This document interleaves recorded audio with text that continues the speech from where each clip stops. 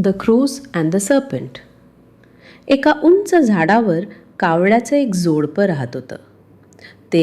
पण दरवेळी ते अंडी घालत एका दुष्ट सापानं येऊन ती खाल्ली.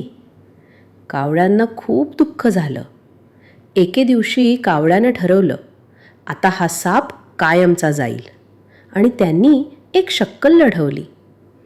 झाडाजवळच राणी तलावात अंघोळ करत होती. कावळा तिचा सुंदर हार घेऊन उडाला.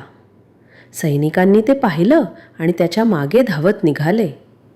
कावळा थेट सापाच्या बिलाकडे गेला आणि हार तिथेच टाकून दिला. थोड्याच वेळात सैनिक आले. त्यांनी झाडाखाली खोदलं आणि राणीचा हार सापडला आणि सापही. त्याला मारण्यात आलं. आत्ता कावळ्याचं घर सुरक्षित झालं. त्यांनी पुन्हा अंडी घातली. छान गोड पिल्लं झाली आणि सगळे आनंदात राहिले.